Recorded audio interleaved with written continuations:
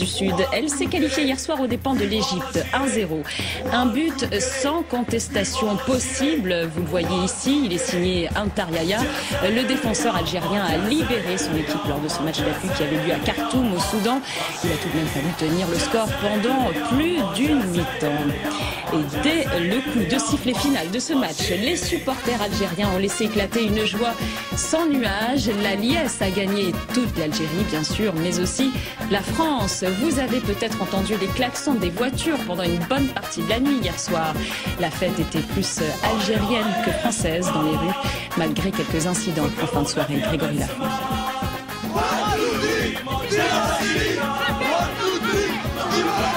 C'est le slogan du moment, chanté sur tous les tons hier soir sur les Champs-Élysées, où la circulation a été bloquée, ou plutôt réservée au cortège incessant des voitures aux couleurs de l'Algérie. Une attente très longue qui explique sans doute l'ampleur de la joie des Algériens. Je vais m'éclater, chanter, danser. L'euphorie est bien visible et le soulagement évident chez les supporters des Fennecs après une qualification obtenue dans des conditions difficiles. Ils nous ont tabassés là-bas, mais nous on les a tabassés avec un but, pas avec la poignée. Nous c'est en jouant. La liesse a été émaillée d'incidents en fin de soirée, un scooter brûlé et des vitrines brisées. Quelques échauffourées également à Marseille, mais bien moins violentes que samedi dernier. Ces quelques interpellations n'ont pas réussi à gâcher la fête. Ça ne représente pas tous les Algériens qui sont venus défiler, qui sont venus pour faire la fête, pour fêter la victoire. Plus sérieux en revanche, les affrontements avec la police à Grenoble. Plus sérieux en revanche, les affrontements avec la police à Grenoble. 24 interpellations au total et ces incendies de véhicules dont les fumées ont incommodé ses habitants. À Khartoum, au Soudan, lors de ce match d'appui, avec ce but à 5 minutes de la mi-temps signé du défenseur algérien Antar Yahya, victoire 1-0 donc qui qualifie l'Algérie pour sa première Coupe du Monde depuis 23 ans. Là, ça a été la fête, hein. Malgré des débordements dont on va parler. C'était tellement mérité parce que le premier match au Caire n'aurait jamais dû avoir lieu. À cause du caillassage du quart, 3 joueurs qui sont sortis le visage en sang, tout c'est une honte. La FIFA n'a strictement rien dit, même pas un communiqué. Même pas un communiqué. Mais je vais vous dire, heureusement, merci mon Dieu que l'Algérie ait gagné ce match-là. Lors d'un match disputé sous haute tension à Khartoum au Soudan, une victoire qui a été fêtée de l'autre côté de la Méditerranée bien sûr, mais aussi en France, notamment à Marseille et à Paris où on a vu des scènes de liesse et quelques incidents tard dans la nuit. Julien Benedetto, Nora Fadlaoui. Une nuit au paradis. Hier soir, Alger, la capitale algérienne, est en transe.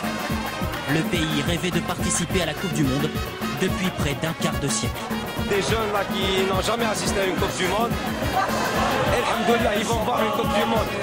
Quelques minutes plus tôt à Khartoum au Soudan, Algérie et Égypte jouent leur place en Afrique du Sud sur un match.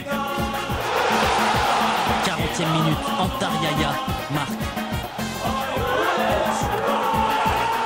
Explosion de joie à Alger. Au bout du suspense, les Fennecs s'imposent 1-0. La victoire déclenche les mêmes scènes de liesse à Khartoum et à Marseille, où vivent plus de 100 000 personnes d'origine algérienne. Pour tout le monde, pour tout le peuple musulman, je suis très contente. Je suis très contente. Vive l'Algérie! L'Algérie, entre euphorie et mélancolie. Algérie, mon amour, ma patrie jusqu'à la mort. One, two, three, vive l'Algérie! Tard dans la nuit, 12 000 fans envahissent les Champs-Élysées. C'est l'arc du triomphe algérien. Un bonheur qui fait des dégâts. 4 vitrines de magasins sont brisées. Au total, 63 personnes sont placées en garde à vue. Et cette nuit, une cinquantaine de véhicules ont été incendiés en Seine-Saint-Denis. Et l'Algérie s'est qualifiée par 1-0. Oui, 1-0. Cela faisait 23 ans que les Algériens n'étaient pas présents en Coupe du Monde. Eh bien, victoire donc contre l'Égypte sur le terrain neutre de Khartoum au Soudan où il n'y a pas eu de violence malgré une ambiance électrique. Je vous rappelle que 15 000 soldats avaient été mobilisés pour l'occasion. Cette qualification entraînait des scènes de liesse à Alger, mais également à Paris, Marseille, Lyon. Des rassemblements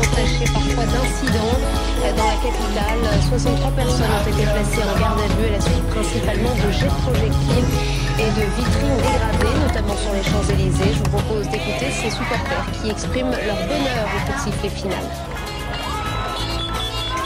C'est une vie après la mort. On a passé 90 minutes. Personnellement, les 20 dernières minutes, j'ai cru que j'allais avoir une crise cardiaque. Après 24 ans d'absence, on est en Coupe du Monde.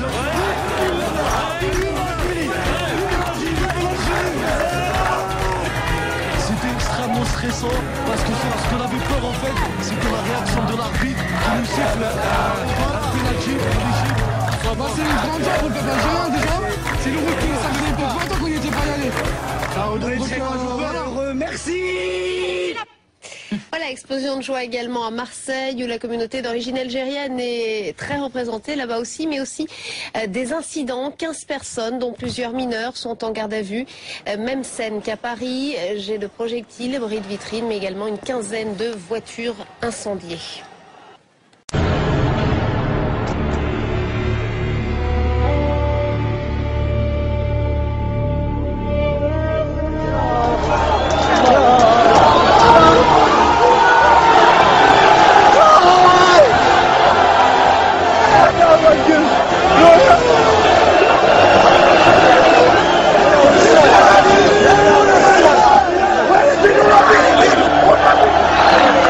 L'injustice enfin réparée, la délivrance et les larmes.